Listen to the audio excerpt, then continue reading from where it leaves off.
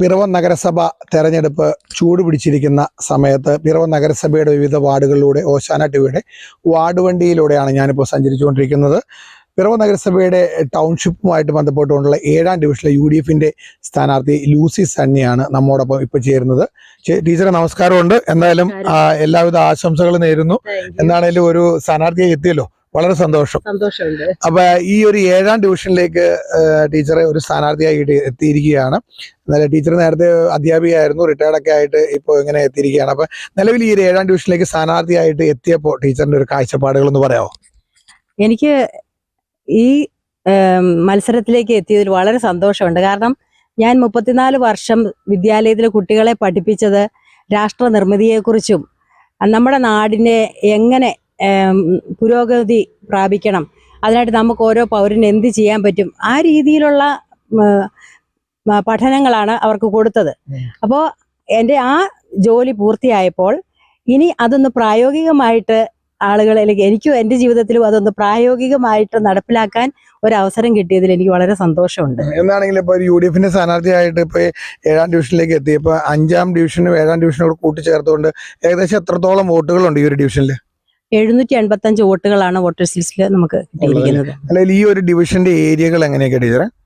നമുക്ക് ഈ കരക്കോട് ഭാഗത്തുനിന്ന് JMB റോഡിലേക്കുള്ള 5 സെന്റ് വഴി JMBയിൽ അവിടെ എത്തിച്ചേർന്ന് മെയിൻ റോഡിലൂടെ പോയി മെയിൻ റോഡിന്റെ ഇരു സൈഡും വലിയ പള്ളിയുടെ താഴെയും ആ ഭാഗത്ത് വന്നിട്ട് കൊച്ചുപള്ളിയുടെ ആർച്ച് ഇറങ്ങി അവിടുത്തെ കോൺവെന്റ് സ്നേഹഭവൻ അവിടെ മുതൽ വീണ്ടും വട്ടക്കാട്ടിലച്ഛന്റെ വീട് വഴി കരക്കോട് പടിക്കപ്പുറവ് ജോസിയേട്ടന്റെ ആ ഭാഗം വരെയാണ് എൻ്റെ വീടും ഇതിന്റെ ബോർഡറിലെ റോഡിന് ഇപ്പുറത്തെയാണ് ഇരിക്കുന്നത്.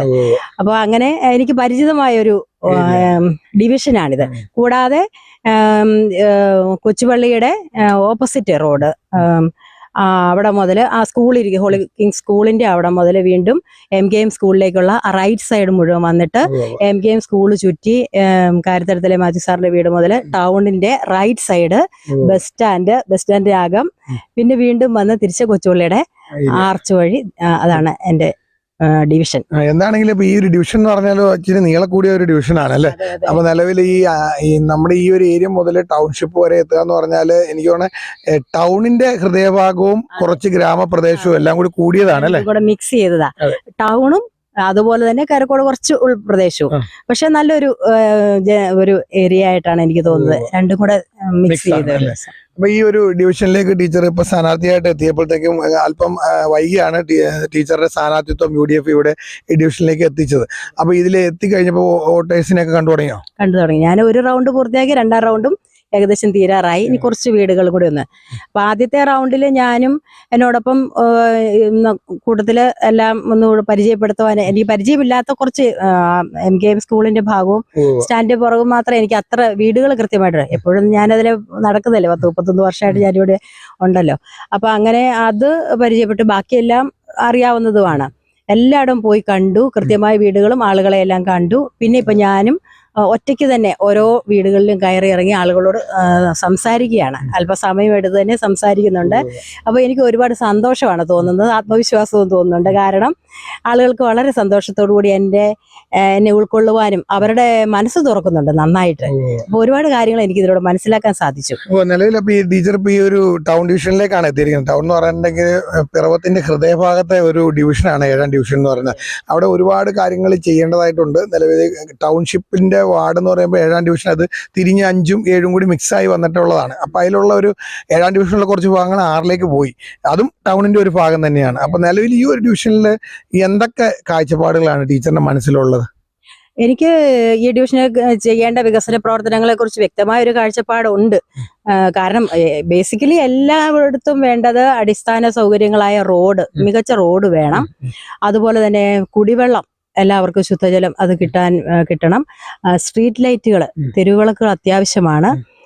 പിന്നെ മാലിന്യ നിർമ്മാർജ്ജനം, കാര്യം പ്ലാസ്റ്റിക് ഹരിതകർമ്മസേന ആ കാര്യങ്ങളെല്ലാം ഓക്കെയാണ്. അല്ലാതെ ജൈവ മാലിന്യങ്ങൾ, പ്രത്യേകിച്ചും ആളുകൾ കൂട്ടം കൂടി താമസിക്കുന്ന ഭാഗങ്ങളുണ്ടല്ലോ, അപ്പൊ അതിന്റെ സംസ്കരണത്തിന് ഉചിതമായ വഴികൾ കണ്ടെത്തണം. അങ്ങനെ ഇപ്പൊ സാധാരണ ഒരു അധ്യാപിക ആയതുകൊണ്ട് ചോദിക്കാം, അങ്ങനത്തെ ഇപ്പൊ നമ്മൾ നഗരസഭ ചെയ്തുകൊണ്ടിരിക്കുന്ന അല്ലാത്ത വ്യത്യസ്തമായ എന്തായാലും ഐഡിയകളൊക്കെ ടീച്ചറിന്റെ ഭാഗത്തുനിന്നുണ്ടോ? തീർച്ചയായിട്ടും UDF മുനിസിപ്പാലിറ്റി ഭരണം ഏറ്റെടുക്കും എന്നുള്ളത് തന്നെയാണ് എൻ്റെ പൂർണ്ണമായ വിശ്വാസം. അപ്പോൾ എല്ലാവരും കൂടി ആലോചിച്ച് നമുക്ക് ഉണ്ടല്ലോ ചെയ്യാം, നല്ല പ്രവർത്തനങ്ങൾ തീർച്ചയായിട്ടും കാര്യക്ഷമമായിട്ട് നടത്താൻ പറ്റും എന്ന് ഞാൻ വിശ്വസിക്കുന്നു. ഞാനത് ചോദിക്കാൻ കാരണം എന്താ വെച്ചാൽ ഈ ഒരു പിറവം നഗരസഭ പോലെ തന്നെ ഓരോ സ്ഥലങ്ങളിലും ഉള്ള ഒരു പ്രത്യേകത എന്ന് വെച്ചാൽ ഈ മാലിന്യ പ്രശ്നങ്ങൾ വലിയൊരു എടുത്തു കാണിക്കേണ്ട കാര്യമാണ്. അപ്പോൾ അത് എടുക്കാതെ പോകുന്നതും എടുക്കാ വരാതിരിക്കുന്ന കാര്യങ്ങൾ, അങ്ങനെ ഒത്തിരി വിഷയങ്ങളുണ്ട് നിലവിൽ. അപ്പോൾ ഇതിനെയൊക്കെ ഒരു നേരത്തെ തന്നെ ഒരു കാഴ്ചപ്പാടുണ്ടല്ലോ ഇതിനെക്കുറിച്ച്. തീർച്ചയായിട്ടും. കാരണം ഈ മാലിന്യങ്ങൾ ആളുകൾ അവിടെ ഇവിടെയൊക്കെ നിക്ഷേപിച്ച് കഴിയുമ്പോൾ അത് എടുക്കാതെ വരുമ്പോൾ തെരുവുനായ ശല്യം ഒക്കെ അതിൻ്റെ ഒരു ഭാഗമായിട്ടാണ് വരുന്നത്.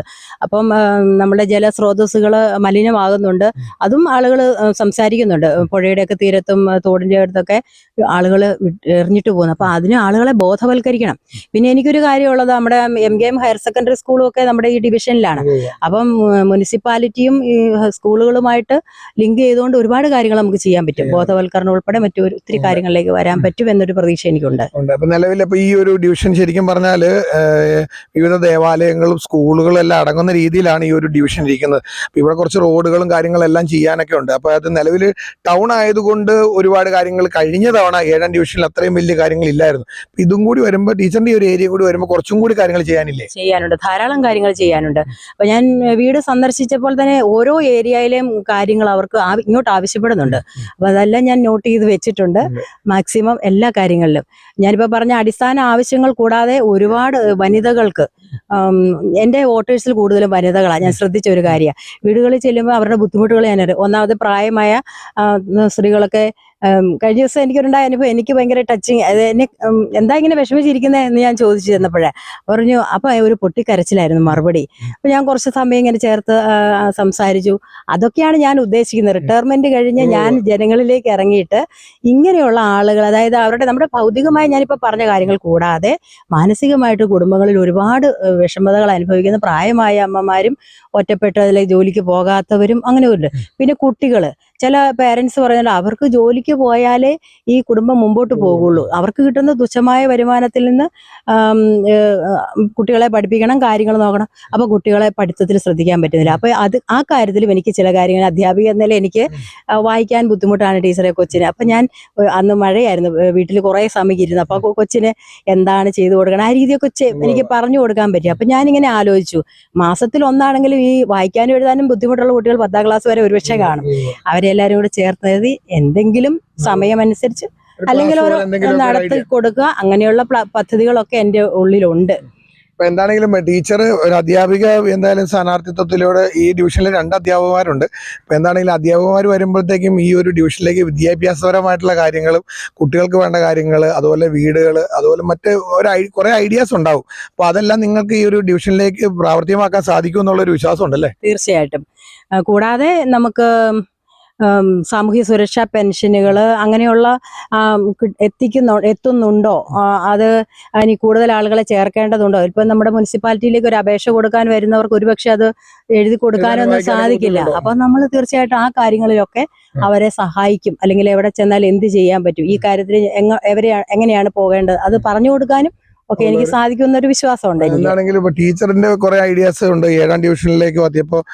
സാധാരണ ഞാനിപ്പോ കഴിഞ്ഞ ദിവസങ്ങളിലേക്ക് ഓരോ ഡിവിഷനുകളൊക്കെ പോകുമ്പോൾ ഓരോരുത്തർക്കും ഓരോ വ്യത്യസ്തമായ കാര്യങ്ങളാണ് അവർക്ക് പറയാനുള്ളത്. സ്ഥാനാർത്ഥികൾക്ക് അവരുടെ വാർഡുമായിട്ട് ബന്ധപ്പെട്ട കാര്യങ്ങളാണ്. അപ്പൊ ടീച്ചർ കുറച്ചും കൂടി വ്യക്തമായ രീതിയിൽ വിദ്യാഭ്യാസ കാലഘട്ടവും അതുപോലെ മറ്റു കാര്യങ്ങളൊക്കെ ടീച്ചർ ഇതിനൊരു മുൻഗണന കൊടുക്കാനുള്ള ഐഡിയ ആണ്. അപ്പൊ എന്താണെങ്കിലും ഈ ഡിവിഷനിൽ മത്സരം ഉണ്ടാവുന്ന പ്രതീക്ഷയുണ്ടോ?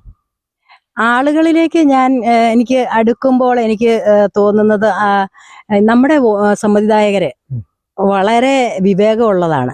അവർക്ക് ബോധ്യങ്ങൾ, കാര്യങ്ങൾ അറിയാം. നമ്മൾ സംസാരിക്കുമ്പോൾ എനിക്കത് മനസ്സിലായിട്ടുണ്ട്. അപ്പോൾ അവരുടെ സ്വാതന്ത്ര്യം ഉണ്ടല്ലോ, അതാണല്ലോ ജനവിധി എന്ന് പറയുന്നത്. അപ്പോൾ അവരത് ശരിയായി വിനിയോഗിക്കും എന്ന് പൂർണ്ണമായ വിശ്വാസമുണ്ട്. അതുകൊണ്ട് ഈ UDFന്റെ ഒരു അധികാരം ഈ നഗരസഭയിലേക്ക് ടീച്ചർ ഉൾപ്പെടുന്ന ഒരു ഡിവിഷൻ വിജയിച്ചു വരും എന്നുള്ള പ്രതീക്ഷ തീർച്ചയായിട്ടും അത് ഉണ്ടാവും. UDF ആയിരിക്കും വരുന്നത്. എന്താണെങ്കിലും ഈ 7ാം ഡിവിഷനിലെ ടീച്ചർ ലൂസ് ടീച്ചറിന് വളരെ വലിയ കാഴ്ചപ്പാടുകളാണുള്ളത്. നഗരസഭ UDFന്റെ ഡിവിഷൻ എല്ലാം പിടിച്ചുകൊണ്ട് നഗരസഭ വിജയിച്ചു വരും. ഒപ്പം തന്നെ മാലിന്യ സംസ്കരണം ഉൾപ്പെടെയുള്ള നിരവധി കാര്യങ്ങൾ, വിദ്യാഭ്യാസ കാര്യങ്ങളും അതുപോലെ തന്നെ ഓരോ വീടുകളിലും ചെല്ലുമ്പോൾ അവരിൽ നിന്ന് കിട്ടുന്ന അനുഭവങ്ങളും കാര്യങ്ങളെല്ലാം വെച്ചുകൊണ്ടുള്ള എനിക്ക് തോന്നുന്നൊരു അധ്യാപിക എന്നുള്ളൊരു പഠനവും പഠിപ്പീരും അങ്ങനെയുള്ള കാര്യങ്ങളെല്ലാം കൂടി കൂടുന്ന രീതിയിലുള്ള ഒരു ഡിവിഷനായി മാറുമെന്നാണ് എനിക്ക് തോന്നുന്നത്. ടീച്ചറിന്റെ ഇപ്പൊ ഇങ്ങനെയുള്ള കാഴ്ചപ്പാടുകളൊക്കെ വെച്ചിട്ട് നോക്കുമ്പോൾ അങ്ങനെയാണ് തോന്നുന്നത്. എന്താണെങ്കിലും വിജയിച്ചു പറ്റുമെന്ന് പ്രാർത്ഥിക്കുന്നു. 7ാം ഡിവിഷനിലെ എല്ലാവിധ ഭാവങ്ങളും നേരുകയാണ്. ഇങ്ങനെ ഞങ്ങളുടെ ഈ പ്രോഗ്രാമിൽ പങ്കെടുത്തതിന് വളരെ നന്ദി. എല്ലാവിധ ഭാവങ്ങളും. Thank you very much. Thank you.